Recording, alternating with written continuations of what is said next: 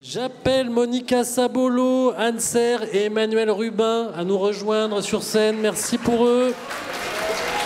Monica Sabolo, Anne Serre et Emmanuel Rubin. Rejoignez-nous avec les effets de spot et tout. Bonjour. Bonjour Emmanuel. Mettez-vous où vous voulez. C'est parfait. Oui. Et c'est Nora.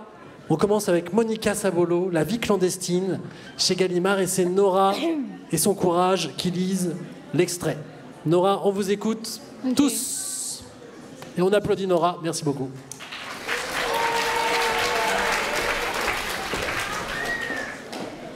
C'est bon? Ok. Je les observe sans bouger parmi les canapés, les vases débordants de fleurs. Derrière eux, une baie vitrée encadre le lac, le ciel et les montagnes enneigées. Ma mère navigue d'un groupe à l'autre. Elle s'est occupée de tout avec la dévotion et le sens de l'organisation qui sont les siens. De loin, je peux sentir la tension que dégage son corps en mouvement, tandis que ses yeux reviennent sans cesse se poser sur ma grand-mère.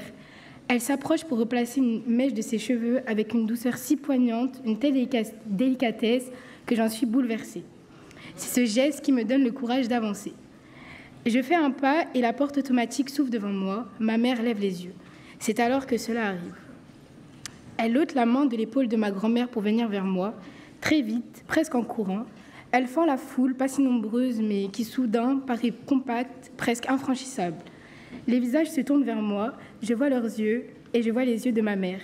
Elle s'approche et tandis que tout le monde est là, autour de nous, souriant, joyeux et vaguement surpris, elle se jette sur moi et me serre contre elle dans un élan qui manque de me renverser. Elle m'embrasse, puis sans même me dire bonjour, comme si elle ne pouvait plus attendre qu'il fallait qu'elle le dise là, tout de suite, tandis que circulent autour de nous des vieillards en chaise roulante et des maîtres d'hôtel en nœuds papillons. Elle prononce ces mots d'une voix vibrante mais limpide. Je te demande pardon. Merci beaucoup Nora. Qui a remplacé au pied levé en plus. Bonjour Monica Sabolo, vous avez votre micro? Oui, bonjour. Je vous emmène à Aulnay, au lycée Jean Zay, rejoindre Léa qui a la première question pour vous. Léa, elle est là.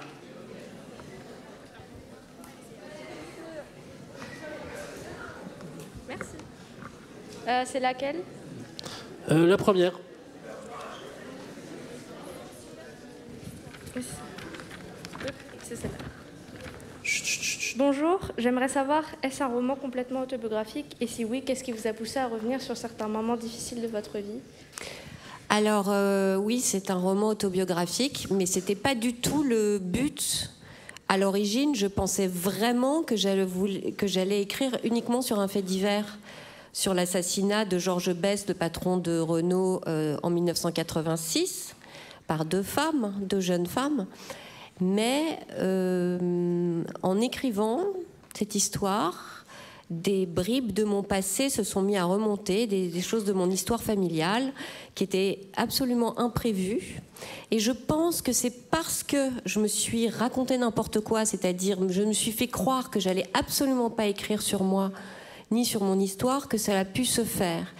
Et effectivement, j'évoque des choses difficiles, puisqu'il est question du fait que j'ai découvert que mon père n'était pas mon père biologique, et il est question aussi de ce père qui m'a reconnue et qui a été incestueux avec moi. Donc c'est des choses qui peuvent sembler très compliquées à évoquer. Ça m'a fallu peut-être toute une vie pour réussir à poser ces mots, mais cela m'a fait du bien. C'est quelque chose qui pour moi est vraiment une réparation, le fait de pouvoir transformer quelque chose de triste, quelque chose de violent, en quelque chose de beau, le transformer par la littérature, par la langue, et de le poser aussi, qu'il existe dans le monde. C'est une façon de sortir de la honte et de la culpabilité. C'est quelque chose qui existe et que je ne porte pas comme une boîte noire cachée en moi. Merci beaucoup. Chloé Clémenceau, au lycée Saint-Thomas d'Aquin. J'aime bien qu'on définisse les termes, effectivement, comme un bon élève. Je pense que vous êtes une bonne élève. Sur la clandestinité, si vous pouvez poser votre question.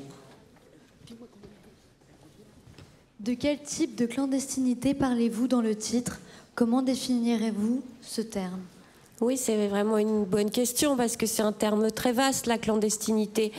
Mais la clandestinité, pour moi, c'est mener une vie parallèle, une vie secrète qui est autre que notre vie réelle. Donc la clandestinité, c'est la littérature, mais c'est aussi la clandestinité de ces gens, donc d'Action Directe, qui est donc un groupe communiste qui donc voulait améliorer le sort de l'humanité, il voulait plus de justice dans le monde, lutter contre le capitalisme, et la mondialisation, l'individualisme, qui donc avait des idéaux et se met à glisser vers le meurtre, c'est-à-dire vers la violence. Et ça, c'est un glissement aussi vers une clandestinité, une façon de sortir du monde. C'est la clandestinité également de ma propre vie, de ma propre histoire, qui s'est mis à résonner de façon étrange avec cela. Et ma clandestinité à moi, c'est le fait d'être née en Italie, d'une mère qui était très jeune et qui est tombée enceinte d'un homme marié. Donc quand je suis arrivée, c'était un peu l'idée de la honte, du secret. Et ensuite, quelques années plus tard, elle rencontre cet homme qui va me reconnaître, on me fait déménager en Suisse, je parle français et on oublie tout. On rase ma vie d'avant, c'est-à-dire celle où je parlais italien, où j'ai grandi, où j'étais née de ce père-là, et je change de langue, je change de vie, je suis comme un agent secret qui a une nouvelle identité.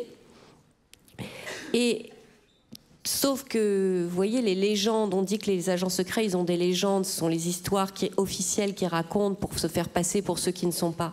Et ben moi, j'avais une légende, sauf que contrairement aux espions, tout le monde était au courant de ma réelle identité, puisque j'étais arrivée avec une femme de 3 ans, et elle tenait une petite fille de 3 ans, donc il était évident que j'étais pas la fille de cet homme qui m'a reconnue à cet âge-là. Sauf que moi, je ne le savais pas. Donc il y a cette clandestinité-là, la clandestinité aussi dans laquelle vous plonge, je pense, les abus que j'ai subis quand j'étais petite, qui fait que une façon de s'en sortir et de s'en échapper, c'est aussi de vivre dans un monde parallèle, un monde fait d'imaginaire, et de lire de la littérature ou n'importe quel échappé, quel autre endroit où on peut se déplacer. C'est comme si je vivais dans un autre endroit que celui où était mon corps, et que c'était une façon de pouvoir survivre et rêver une vie qui était moins violente que celle que je traversais alors. On part au Lila, au lycée Paul Robert, avec une question de Joséphine sur un des personnages qui revient beaucoup dans les questions. C'est sur la buse. C'est la question sur la buse. Mais c'est pas Joséphine. Si. Bonjour. Bonjour. J'aurais une question. Votre buse empaillée vous tient-elle toujours compagnie? Excusez-moi, pardon, j'ai pas compris. Votre buse empaillée vous tient-elle? Alors ma buse empaillée. Beaucoup de questions sur la buse. Ah non, mais c'est excellente question, cette buse. Alors effectivement, au début de l'écriture de mon livre, il y avait une seule chose qui m'apaisait. J'étais dans un moment vraiment de doute. Gardez le micro, Joséphine. Ma vie semblait partir en morceaux. Je sais pas, je savais plus exactement ce que j'allais devenir. Je croyais plus en les littératures. Il pleuvait dans mon appartement. Il y avait des fuites partout. Et la seule chose qui m'apaisait, et c'est vrai, c'est de regarder le soir sur eBay des oiseaux empaillés et de voir celui que je pourrais commander. Et j'ai commandé une buse empaillée. Je l'ai gardée quelque temps à la maison, mais alors, elle avait vraiment la queue cassée, comme je le dis dans le livre. Donc je l'ai renvoyée. Je l'ai renvoyée à Michel 64. Je ne peux pas vous dire comme je le regrette. Je veux absolument récupérer ma buse. Alors en même temps, j'ai un héron et un canard empaillé aussi. Donc voilà. Donc mes enfants, dès que quelqu'un arrive à la maison, ils lui disent « Regardez pas la déco, c'est ma mère ». Donc mais moi, je les adore et je voudrais récupérer ma buse. Il y avait une autre question, Joséphine, intéressante aussi. Pourquoi Yves S au lieu de Yves Sablot? Ah, c'est hyper intéressant cette question. C'est vraiment la question de l'identité et du nom. peut-être que c'était ma façon d'en faire un personnage. Donc, au lieu d'Yves Sabolo, qui est donc mon père, celui qui m'a reconnu, mais qui n'est pas mon père biologique, je pense que par rapport à mon identité, je ne sais même plus très bien comment je m'appelle, moi, aujourd'hui. C'est-à-dire que le nom de l'homme, de mon géniteur, je ne l'ai pas. Ce nom-là, de cet homme, il a été incestueux avec moi, donc c'est pas simple de garder ce nom-là. Et puis par ailleurs, malgré tout, c'était mon père, c'était le père que j'aimais, donc d'écrire sur lui, d'écrire toutes ces choses qui sont pas faciles de dire de tout ce qu'il a fait, ça crée encore une culpabilité en moi, un chagrin, un regret. Parce que les choses sont complexes et que j'ai peur également de blesser le reste de ma famille, comme mon frère. Donc, ma façon de faire un pas de côté et de le transformer quand même par la littérature et par la fiction, c'est de l'appeler Yves S. C'est d'en faire quelqu'un qui est un personnage et plus vraiment mon père, c'est-à-dire plus mon papa. Et on a 2 questions magnifiques de Théodore au lycée Colbert. Théodore, 2 questions. On commence par la première, vous gardez le micro, vous poserez la seconde ensuite, parce qu'elle est bien aussi. Bon, on m'entend, ouais, on m'entend, ouais. Vous faites souvent référence au double jeu, à la vie d'espion, à la double identité. Donc, avez-vous vraiment l'impression de vivre comme une espionne et avez-vous toujours l'impression d'avoir cette vie d'espion ? Est-ce que j'ai l'impression, la dernière question, avez-vous déjà eu l'impression de vivre comme une espionne ? Oui, alors, elle est super cette question, j'adore. Je pourrais en parler des heures. Oui, j'ai l'impression de vivre comme une espionne, mais comme je le dis dans le livre, une espionne timide. C'est-à-dire que j'ai pas vraiment les outils que la plupart des agents secrets ont. C'est-à-dire que je suis maladroite, je prends des notes pour essayer de faire mon enquête, ensuite tout est illisible, j'oublie tout. On me dit des trucs 2 minutes après. Quand je regarde des photos, que je lis des textes sur ces 2 jeunes femmes donc, qui ont tué Georges Best et que j'essaye de comprendre qui elles sont, je me rends compte qu'en fait, je projette mes propres émotions sur elles et que, du coup, je suis une enquêtrice bracassée, quoi, enfin, que ça va pas. Donc, l'idée d'être une espionne et d'être toujours un petit peu à côté, c'est aussi la fantaisie des choses. C'est-à-dire qu'à partir du moment où vous voyez l'existence de cette façon-là, en pensant que vous êtes un peu un agent secret, il y a quelque chose aussi d'un peu enfantin, d'un peu de l'ordre du jeu ou de quelque chose qui peut devenir très fantaisiste ou très drôle ou aussi tragique. Et je pense que j'ai les deux. Je pense que j'ai le sens de la fantaisie et le sens du tragique. Et donc, de ce point de vue-là, je suis une espèce d'espion, mais... Ouais, un espion maladroit, mais un espion. Deuxième question, Théodore. Quelle réponse recherchiez-vous en écrivant ce livre ? Est-ce que vous en recherchiez une ? Oui, c'est une très bonne question. J'ignorais chercher une réponse, mais effectivement, j'étais dans une espèce d'énergie furieuse comme ça. J'étais très agitée, j'étais tendue vers un objectif. Donc, je pense que j'avais besoin en fait, de trouver une vérité sur le bien et le mal. C'était ça ma question. J'avais besoin aussi de confronter des êtres au mal qu'ils avaient commis et à leur propre responsabilité. Ces femmes qui avaient tué cet homme, au cours de leur vie, ne semblaient jamais avoir émis le moindre remords ou le moindre regret. Et ça, moi, pour qui doute de tout, ça me semblait insupportable et incompréhensible et trop violent. Donc il y avait ça, mais je crois que je cherchais une vérité et que la vérité est beaucoup plus complexe que ce qu'on voudrait. J'avais besoin de mettre d'un côté les coupables, de l'autre côté les victimes. Et évidemment, dans la vie, dans le même homme, il y a de l'ombre et de la lumière, il y a du mal et du bien. C'est assez inconfortable, hein, une fois qu'on réalise cela. Mais voilà, moi, la seule chose qui me tendait vraiment, étant donné que j'étais complètement paumée pendant l'écriture de ce livre, c'était la vérité, une recherche et la sincérité, d'écrire sincèrement. Donc j'écris que je suis perdue, que j'oublie tout, etc., que je me trompe. Mais... au moins, je vais poser les questions sincèrement et je cherche cette vérité. Et la vérité, c'est celle probablement de le besoin que quelqu'un s'assoie en face de moi, qu'un homme s'assoie en face de moi et reconnaisse le mal qu'il a pu commettre, qu'il a pu causer, la blessure qu'il a causée. Voilà, je crois que c'est ça dont j'avais besoin. Et c'est arrivé. Dernière question à Dreux sur l'action. mais j'ai pas le prénom encore une fois. Mais c'est intéressant le concours des lycéens, ça fait 3 ans que je le fais. Et donc je passe toutes les questions de tous les lycéens sur tous les livres. Et ça crée des identités de lycée, vous ne pouvez pas imaginer. Et alors particulièrement Dreux, cette année, qui a le sens de la formule. Incroyable. Allez-y. La deuxième. Hein. L'écriture est-elle une action directe? C'est génial. Elle est géniale cette question. Merveilleuse. L'écriture est-elle une action directe? Mais c'est exactement ça. Vous savez, l'action directe, ça veut dire sans intermédiaire. Action directe, c'était un groupe qui voulait commettre des attentats contre le capitalisme sans intermédiaire de partis politiques, sans syndicats, sans organisation. Et finalement, l'écriture, c'est la même chose. C'est-à-dire qu'il n'y a pas d'intermédiaire, je ne travaille pas pour un patron, personne ne me dit ce que je dois faire. Et surtout, là, l'écriture, elle était plus forte que moi. C'est-à-dire que le livre est allé exactement là où il voulait. J'étais devenue la chose de mon livre. Donc oui, c'était une action directe. Merci beaucoup, Monica Sabolo. La vie clandestine chez Gallimard.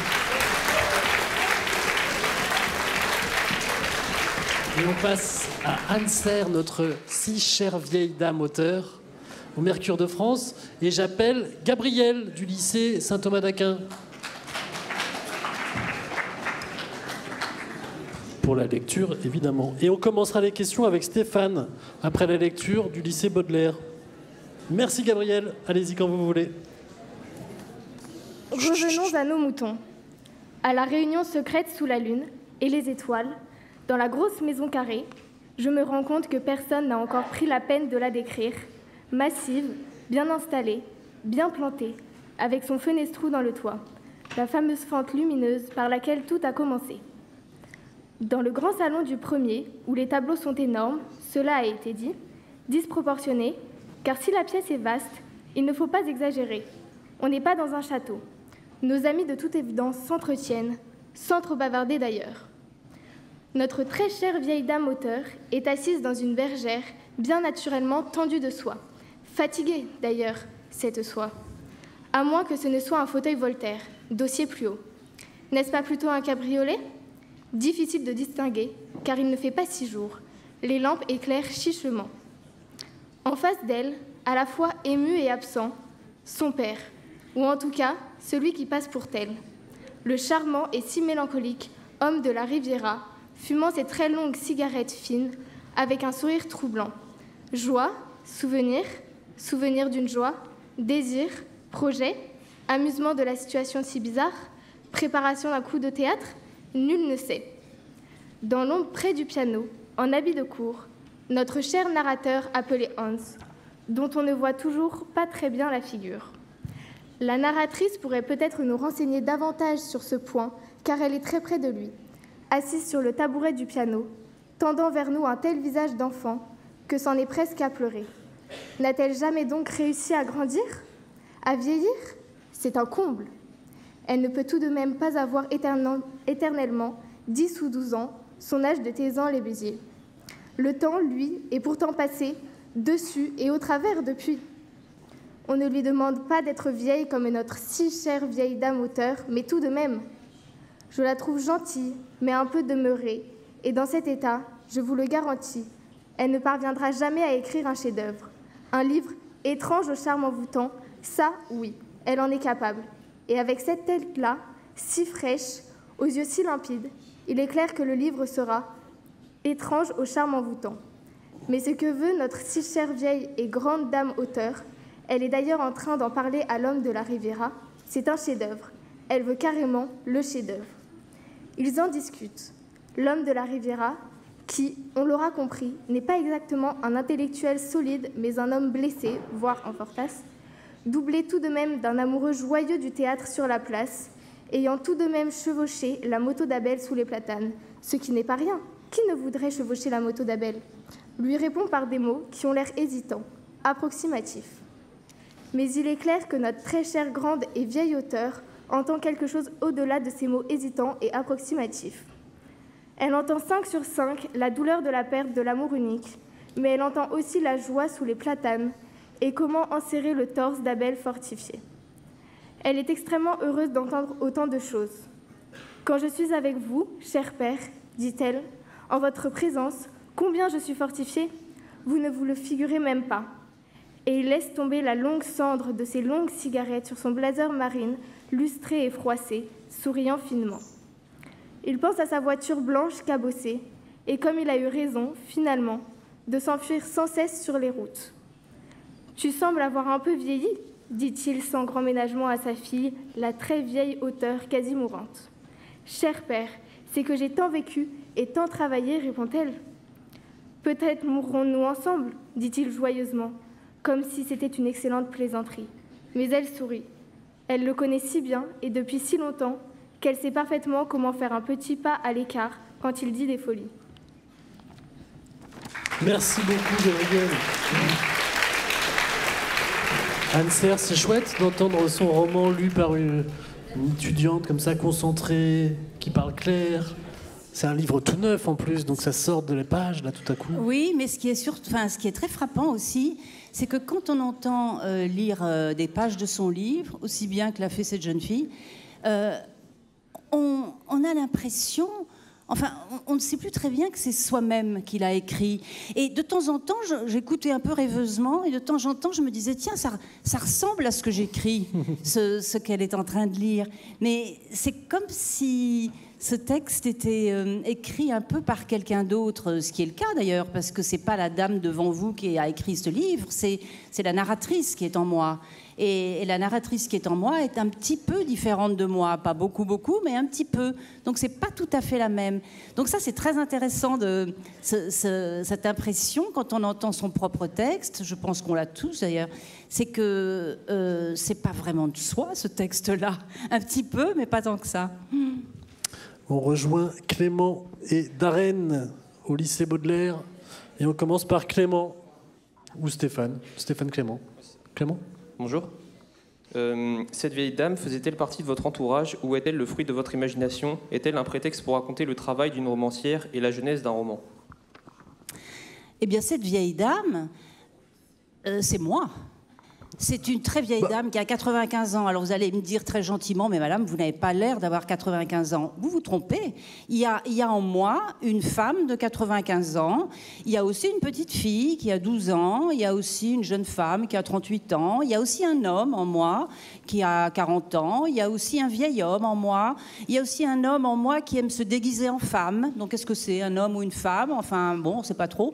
Il y a aussi... il y a toutes sortes de personnages en moi. Donc il y a une très vieille dame que jusqu'à maintenant je n'avais jamais sorti de sa boîte dans mes autres livres.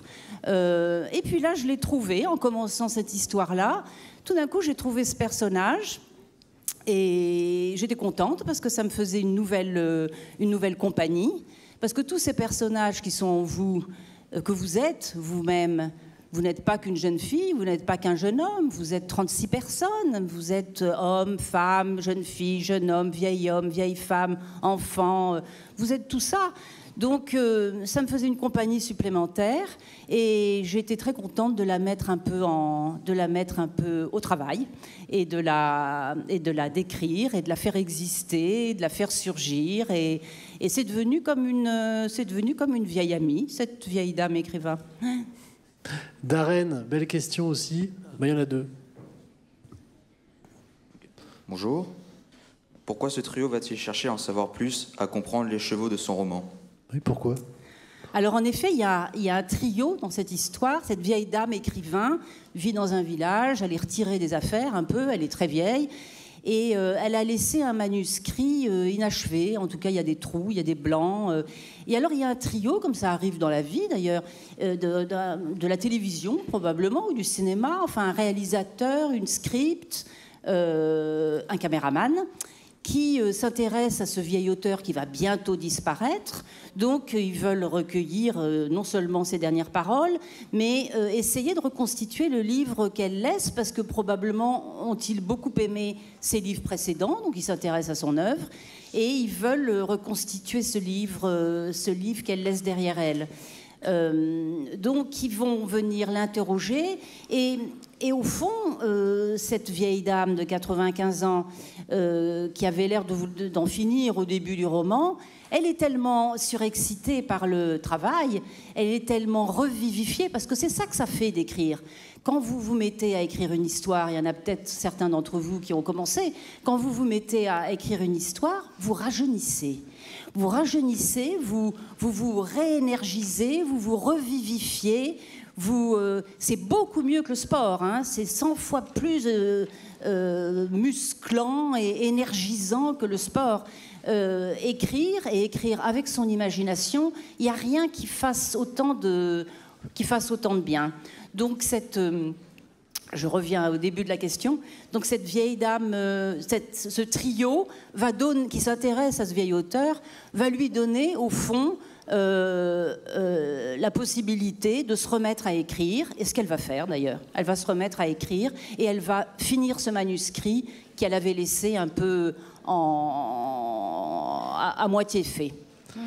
Darren, il y avait une autre question qui vous intéressait. Un séjour en Auvergne a été le déclencheur, a constitué la genèse de ce livre. Pouvez-vous nous en dire plus? Oui, je peux vous en dire plus avec le plus grand plaisir. Et ensuite, on part à Dreux. Il se trouve que je suis originaire de l'Auvergne et du Cantal, où j'ai une maison de famille dont j'ai hérité, puisque dans ma famille, tout le monde est mort. J'ai d'abord perdu ma mère, et puis mon père, et puis j'avais 2 sœurs qui sont mortes, elles aussi, les unes après les autres, l'une après l'autre. Donc, à ma grande surprise, cette maison de famille m'est échue. Et donc, me voilà avec une maison un peu trop grande pour moi, un peu trop lourde pour moi, avec un peu trop d'objets pour moi. C'est une maison qui contient les bibliothèques de toute ma famille. Dans ma famille, tout le monde lisait beaucoup. Tout le monde a passé son temps à lire. On faisait quasiment que ça dans ma famille. On était une famille un peu étrange, où tout le monde lisait du matin au soir et ne faisait que ça. Donc il y a la bibliothèque de mon père, la bibliothèque de ma mère, la bibliothèque de mes 2 sœurs, un peu la mienne, un peu celle de mes grands-parents. Enfin, il y a beaucoup de livres dans cette maison. Et de temps en temps, pour échapper un peu aux livres, je vais me promener. Et je me suis promenée 1 an avant d'avoir écrit ce roman.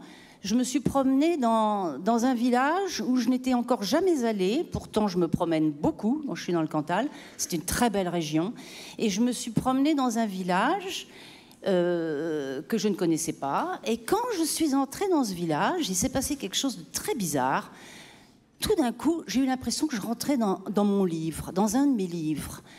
J'ai déjà raconté ça dans une interview, mais je ne peux pas raconter autre chose parce que c'est comme ça que ça s'est passé. Ça fait quoi? Comment? Ça fait comment? Ça fait comment? Ça fait comme si vous franchissiez une frontière et que vous passiez de l'autre côté. Tout d'un coup, j'étais là, dans le réel, avec mes baskets, avec mon jean, je me baladais, et tout d'un coup, je rentre dans mon roman. C'est comme si je passais de l'autre côté du miroir. Et quand je suis rentrée à la maison, j'ai fait un petit tour et j'avais l'impression d'être chez moi, mais chez moi dans mon univers mental, dans mon imaginaire, dans mes livres. Et donc, dès que je suis rentrée à la maison, j'ai commencé à écrire mon histoire très vite, très facilement. Elle s'est déclenchée toute seule. Et dans cette histoire, j'avais ce village en tête. Et tout d'un coup, je l'ai vu habité. Je l'ai vu habité par moi-même, très vieille dame auteur. Je l'ai vu habité par mon père, jeune homme, presque jeune père. Je l'ai vu habité par mes narrateurs, par mes narratrices de tous mes romans. Je l'ai vu habité par tout mon monde à moi. Donc voilà comment ça s'est déclenché donc de manière un peu magique, je dirais, parce que c'est une expérience qui ne m'était jamais arrivée, cette expérience-là. Ça doit être chouette. Bah justement, belle question, à Dreux toujours. La première question, je ne sais pas qui parle, sur la miniature. Bonjour. Le roman est-il un monde en miniature? Ce roman est-il un monde en miniature? Oui. Ah, c'est une très bonne question, très intéressant. Oui, c'est très intéressant parce que je pense beaucoup quand j'écris à la peinture, aux images. Les images ont une importance très grande pour moi. Peut-être parce que tous mes souvenirs aussi bien mes souvenirs de vie que mes souvenirs de lecture, que mes souvenirs de films, de mes souvenirs. Tous mes souvenirs sont comme des images détachées les unes des autres. Il n'y a pas de continuité dans mes souvenirs. Je ne peux pas raconter mon autobiographie, par exemple, parce que je suis incapable de savoir ce qui s'est passé entre telle scène et telle scène. Donc tous mes souvenirs sont des images, un peu comme un jeu de cartes. Et donc, quand je me mets à écrire une histoire, je sors mes cartes. Je sors toutes ces images qui en moi, qui sont illustrées, donc détachées les unes des autres, mais illustrées en couleurs, muettes, fixes et très précises. C'est-à-dire que quand je me mets à décrire une scène dans un roman, comme dans ce roman, il me suffit de regarder en moi l'image que j'ai en moi, et je peux, en effet, comme vous le dites, comme en miniaturisant, je peux décrire tous les détails de l'illustration, de toutes les couleurs, toutes les formes que je vois en racontant mon histoire. Donc oui, c'est une très bonne définition, je dirais même de mon travail en général, de mes romans en général. Oui. Et on rejoint Kétoura à Sèvres pour la dernière question. Kétoura ou Kétoura à Sèvres, lycée Jean-Pierre Vernant. C'est qui Jean-Pierre Vernant? Ah, merci beaucoup. Kétoura? Oui. Quelles ont été vos inspirations pour les paysages décrits dans le livre et pourquoi les décrire souvent? Enfin, aussi souvent dans l'histoire. Oui, merci pour votre question. Les paysages ont apparemment beaucoup d'importance puisqu'on m'en fait souvent la remarque. Ah oui, il y a beaucoup de questions dessus. On m'en fait souvent la remarque. Et alors, je crois que ce sont justement ces paysages du Cantal où j'ai passé mes vacances depuis mon enfance, mes vacances d'été, ce qu'on appelait autrefois les grandes vacances. Les vacances d'été où on est tout le temps dehors, où on va se baigner, où on va se balader, où on va dans les prés. Et je pense qu'il y a des images et des sensations, surtout, de ces paysages, qui se sont inscrites en moi je dirais même pas des petites filles, mais même des nourrissons. Je pense qu'il y a j'ai des souvenirs d'odeurs en particulier, de parfums, des fleurs un peu grillées l'été. J'ai des souvenirs de parfums qui doivent remonter à un âge où je ne marchais pas encore, où je ne parlais pas encore, où je n'écrivais pas encore, où je ne lisais pas encore. Mais toutes ces odeurs et probablement des images de lumière, ces prés du Cantal sont sublimes, sont des prés verts, mais d'un vert qui est ensorcelant. C'est presque des caricatures de paysages de contes en Auvergne. Tout à fait, absolument, Sioule, absolument. Les Combrailles, oui. Il y a des petits, comme ça, des bottes de foin, des petites touches de vert, puis des collines. Tout à fait, c'est un paysage de conte, vous avez raison, c'est un paysage de conte idéal. Et ce paysage de conte idéal, je l'ai avalé dès ma petite enfance. Et je ne l'ai pas avalé une fois, je l'ai avalé 36 fois, 50 fois, puisque je l'ai avalé chaque fois que je suis allée en vacances là-bas. Donc forcément, quand j'écris une histoire, il est là, il ressort. Sur toutes les cartes dont je vous parlais tout à l'heure, les cartes illustrées avec lesquelles j'écris mes histoires, il y a toujours un petit bout de paysage, quelque part. Il y a toujours un fond, un arrière-pays, avec une ligne bleue qui est la ligne des montagnes, avec ce fameux vert des herbes qui est probablement ma couleur préférée au monde. Dans chacune de mes images, il y a un peu de paysage. Et un paysage ensorcelant, dans lequel, je dirais, j'ai presque envie d'être engloutie.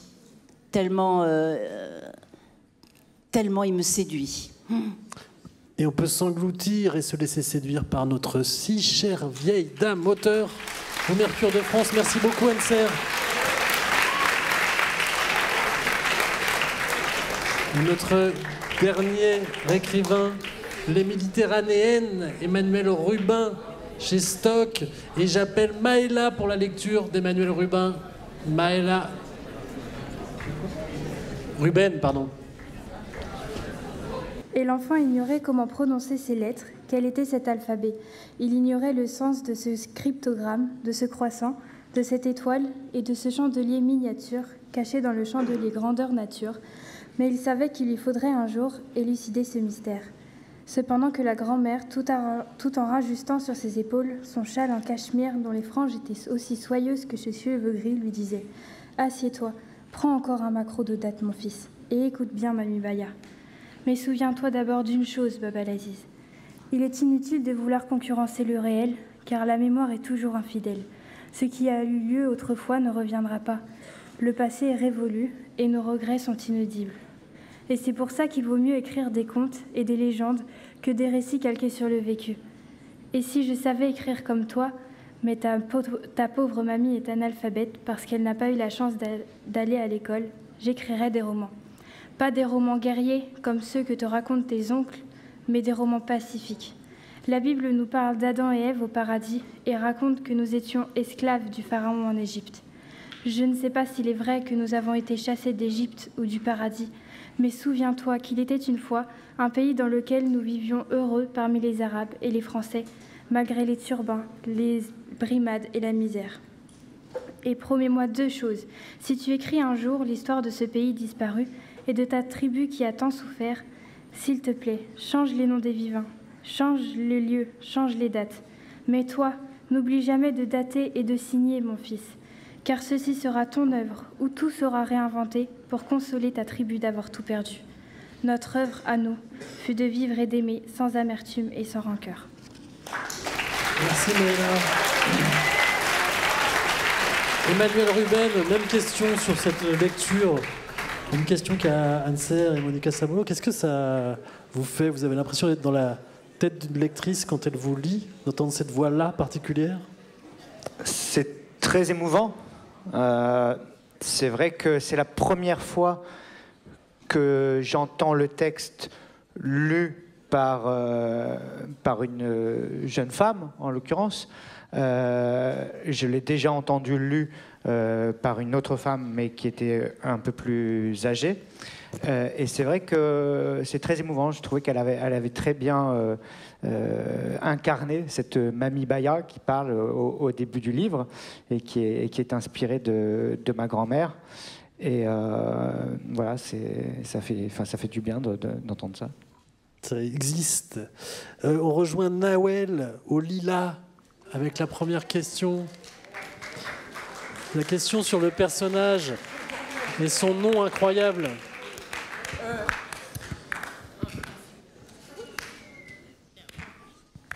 Dans quelle mesure vous identifiez-vous au personnage de Samuel? Ah, c'est une bonne question. Alors, Samuel Vidouble, comme son nom l'indique, est un alter ego. C'est-à-dire que c'est un double.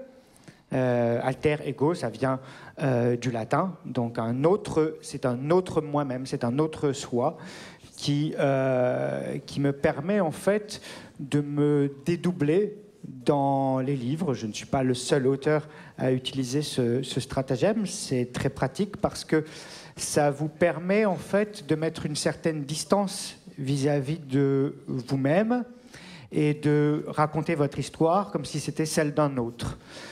Et par exemple, il y a des auteurs très connus comme Philip Roth, qui est un écrivain américain qui fait beaucoup ça qui faisait beaucoup ça parce que malheureusement il nous a quittés il y a peu de temps, qui faisait beaucoup ça avec un personnage qui s'appelle Nathan Zuckerman et qui lui ressemble beaucoup dans ses livres.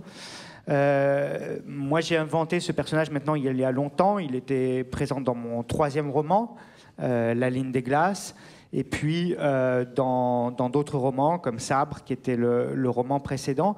Samuel, il est prof d'histoire géo. Donc c'est comme quelqu'un que vous pourriez fréquenter tous les jours, parce que j'imagine que vous avez tous un prof d'histoire géo, à moins que les réformes soient tellement avancées que j'ai perdu un petit peu. Moi j'ai été moi-même prof d'histoire géo, j'ai arrêté il y a quelques années, j'ai arrêté en 2014, donc il va y avoir bientôt 10 ans. Mais Samuel, lui, il est resté au lycée, donc il continue à avoir tous les jours des lycéens et à se confronter aux questions qui sont celles des lycéens sur l'histoire, sur la géographie, et à tenter d'y répondre lui-même à travers les aventures qui lui arrivent et puis aussi les textes qu'il écrit, puisqu'en fait, Samuel, il écrit lui-même. C'est pas exactement le même écrivain que moi. À un moment, je le présente un peu comme un écrivain raté. Alors, ça ne veut pas dire que moi, je me considère comme un écrivain réussi, bien sûr que non. Mais on a toujours un écrivain, il a toujours un sentiment un petit peu de vivre un échec. Et j'aime bien l'idée que Samuel Vidouble est un prof d'histoire qui écrit des romans confidentiels. Mais justement, ça me fait penser, en parlant de prof d'histoire géo et de pseudonyme, vous avez dirigé, il me semble, la maison Julien Gracq, qui s'appelle en fait Louis Poirier. Quelle est c'est pareil, en fait, c'est une manière d'avancer masqué, toujours, chez ces écrivains, chez vous autres. Pourquoi toujours avancer masqué, soit avec un double, un faux double, un alter ego ou un pseudonyme carrément? C'était la devise de Descartes. Peut-être que vous connaissez Descartes. On vous a parlé de René Descartes, cogito ergo sum. Il avait une devise. Est-ce que vous connaissez sa devise? Certains d'entre vous la connaissent? Larvatus prodeo, c'est-à-dire j'avance masqué. Peut-être quand même que vous avez une prof de latin qui vous a enseigné ça. Et donc, les écrivains avancent toujours masqués parce que, vous savez, là, moi, je suis face à vous, vous êtes beaucoup, et puis on est aussi entre autres écrivains, et c'est toujours quelque chose de particulier de se livrer. Vous vous livrez, en fait, vous donnez, quand bien même ce que vous écrivez ne serait pas autobiographique, vous livrez une part de vous-même, et vous avez peut-être envie quand même de garder un petit peu d'anonymat, un petit peu de clandestinité dans votre propre vie, dans votre vie de tous les jours. Et moi-même, Emmanuel Ruben, c'est comme pour Louis Poirier, Julien Gracq, moi j'appelle ça un intronyme, parce que ce sont mes deuxième et troisième prénoms. Hein. Dans la vraie vie, je ne m'appelle pas Emmanuel Ruben, mais on trouve ces deux prénoms sur mon passeport. Et en fait, en écrivant ces livres, et notamment en écrivant ces livres qui parlent de l'Algérie, je retrouve cette identité, puisque j'ai découvert en écrivant ce livre que mon arrière-grand-père s'appelait Ruben, et donc si j'ai comme troisième prénom Ruben, qui est devenu aujourd'hui mon nom d'écrivain, ça me vient de cet arrière-grand-père. Nawel, vous aviez une deuxième question.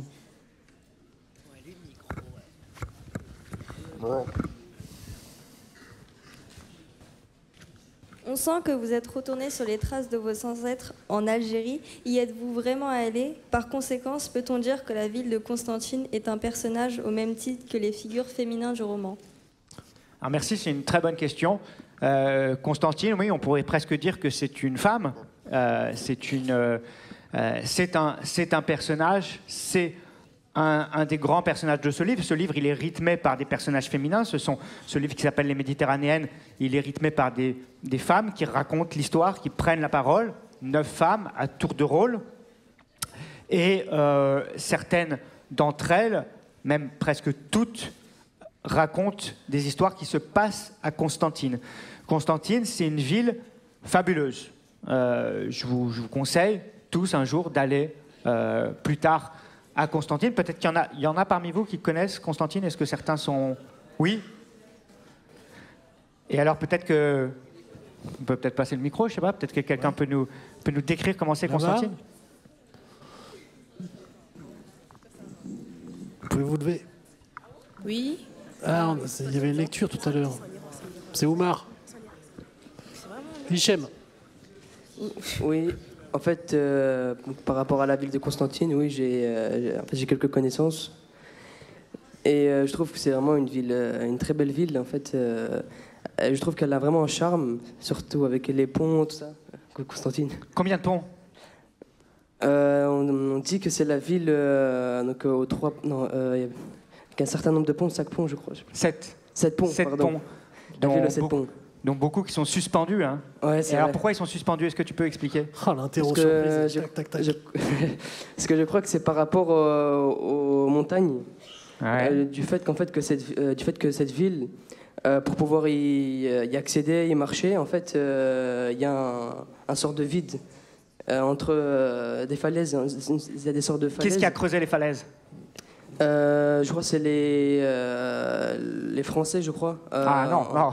Ils ont fait beaucoup de choses, les Français, à Constantine, mais ils n'ont pas creusé les falaises. Ils ont construit les ponts, enfin presque tous, sauf le dernier, qui a été construit par les Algériens. Mais non, les falaises ont été creusées par un fleuve.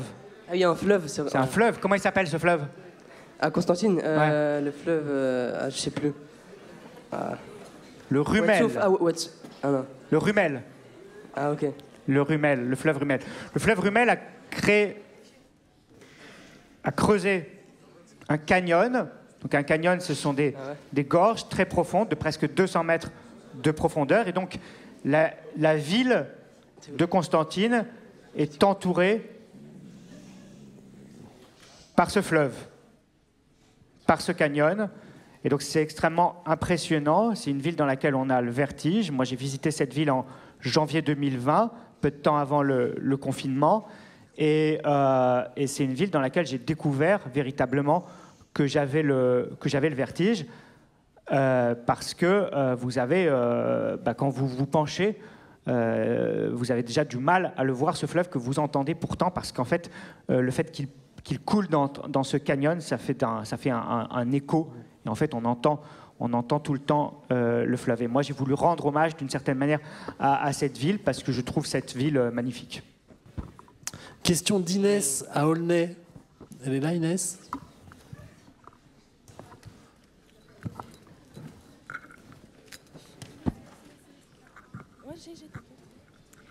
Bonjour. Je voulais savoir quelle place a la symbolique des objets dans votre vie? Dans ma vie? Oui. C'est ça la question? Oui, c'est ça. Ok. Alors, dans ma vie, moi, j'avoue que j'ai toujours un peu un problème avec les objets, parce que, comme vous le savez, les objets nous survivent.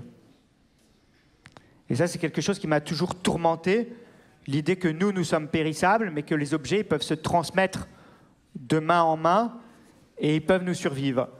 Et cependant, je trouve que ces objets qui transmettent aussi la mémoire, ils sont très pratiques pour raconter des histoires. Ils permettent de raconter énormément d'histoires. Vous m'écoutez, oui ou non? Ouais, parce qu'il y a un petit peu... Je sais qu'on approche de la fin quand même. Alors, vous savez, comme j'étais prof, j'aimerais bien que vous restiez un peu... Voilà, je vais faire mon prof, mais vous savez, c'est pas tout à fait terminé. Alors, je sais que je suis le dernier à passer, mais j'aimerais bien quand même, quand je parle, qu'on puisse m'entendre. Ouais, ça va? Si tu veux, oui, on peut me considérer. Bien sûr. Alors, bien sûr que non, je ne suis pas algérien. Ma famille était française, c'était des juifs d'Algérie. Comme vous le savez peut-être, et je le raconte dans ce livre, les juifs d'Algérie, ils sont devenus français avec le décret Crémieux en 1870. Donc je suis français, mais cette famille, elle est originaire d'Algérie. Dans ma famille, tout le monde est né en Algérie avant moi, en fait. C'est-à-dire que toute ma mère est née en Algérie. Dans ma famille maternelle, hein. Ma mère est née en Algérie, ma grand-mère est née en Algérie, mes oncles et mes tantes sont nés en Algérie, mes cousins et mes cousines sont nés en Algérie, et moi je suis un des premiers à être né en France. Mais on était français depuis 1870, et donc de ce point de vue-là, je ne peux pas vraiment me considérer comme algérien, mais si on veut, d'origine juive algérienne. Une question... Mais je finis sur les objets, seulement dire que voilà, les objets c'est important, ça permet de raconter des histoires. Dans mon roman précédent, Sabre, je racontais l'histoire d'un sabre qui avait disparu. Et dans Chandelier, je raconte l'histoire d'un objet, le dernier qu'on a ramené d'Algérie, que la grand-mère, Mamie Baya, a ramené d'Algérie. Et ça permet de remonter les siècles et de raconter énormément d'histoires. Un prétexte, une sorte de MacGuffin.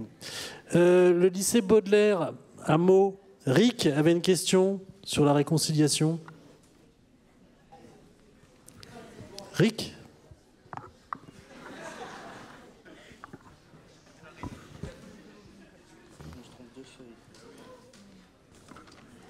C'est laquelle? Sur la réconciliation des mémoires. Un membre de votre famille apprécie les acteurs. Non, l'autre, celle d'avant. Ah ouais. Votre œuvre peut-elle contribuer à réconcilier les mémoires de part et d'autre de la Méditerranée? J'avais donné beaucoup d'indices pourtant. Donc la question, c'est si j'essaye de réconcilier les mémoires avec ce livre, c'est ça? Est-ce que votre œuvre peut contribuer à réconcilier les mémoires de part et d'autre de la Méditerranée? Bah, ce serait très présomptueux de penser ça. Il est évident que... Bon, déjà, si je pouvais me réconcilier avec moi-même, ce serait pas mal. Et si je pouvais réconcilier aussi ma famille avec l'Algérie, et peut-être même inviter ma famille, parce que tout à l'heure, on me demandait si j'étais algérien. Je ne suis pas vraiment algérien, même si toute ma famille vient d'Algérie. Mais je suis le seul à être retourné là-bas. Donc ça, c'est important. C'est-à-dire que, bon, ma grand-mère, elle n'est jamais retournée, elle est morte en France. Elle, c'était la première à mourir en France. Tous les autres avant étaient morts en Algérie. Et ensuite, tous les autres n'ont pas voulu retourner en Algérie, parce que pour eux, c'était trop difficile de retourner dans ce pays où ils avaient grandi. Donc j'ai été le premier à retourner là-bas. Quand j'étais à Constantine, je leur envoyais des photos des maisons dans lesquelles ils ont vécu. J'ai envoyé à ma mère la photo de la maison dans laquelle elle est née, la photo de la maison dans laquelle son père est mort. Je lui ai envoyé la photo de la maison dans laquelle sa mère est née, sa grand-mère avant sa mère, etc. Et donc les grands-parents, les arrière-grands-parents, les arrière-arrière-grands-parents, tout ça, j'ai retrouvé leur maison. Donc c'était extrêmement émouvant et d'une certaine manière, j'ai pu me réconcilier un peu avec moi-même. Vous savez, il y a un proverbe algérien qui dit si tu ne sais pas d'où tu viens, tu ne sauras jamais où aller. Et donc, en fait, avec ce livre, j'ai essayé de comprendre d'où je venais. Après, c'est vrai que ce livre, dont le dernier mot est le mot « paix », c'est peut-être aussi une manière de parler, de demander une réconciliation. Mais vous savez que c'est compliqué, que c'est un sujet compliqué, qu'entre la France et l'Algérie, il y a encore beaucoup de sujets tabous, des sujets dont on ne peut pas parler, notamment la question du nucléaire, parce que la France a fait des essais nucléaires dans le Sahara algérien et que la France, pour l'instant, ne délivre toujours pas les plans de ces essais, parce qu'elle n'a pas envie qu'on en parle dans le monde entier, et surtout pas en France. Et donc, le président, vous avez vu que le président Macron est allé en Algérie à la fin du mois d'août, parce qu'on est quand même 60 ans après l'indépendance de l'Algérie. Hein. L'Algérie, c'est un pays qui a 60 ans seulement. C'est très jeune pour un pays, contrairement à la France qui a des milliers d'années derrière elle. Et donc voilà, moi j'espère peut-être apporter avec ce livre une toute petite, j'ai envie de dire un petit grain de sable dans cette réconciliation. Merci beaucoup Emmanuel Ruben. Les Méditerranéennes, c'est chez Stock. Et merci à vous. Bravo à vous et puis bonne lecture pour ceux qui n'ont pas encore tout lu. Voilà, c'est important, c'est un privilège. J'espère que vous saurez en profiter. Merci beaucoup. À bientôt.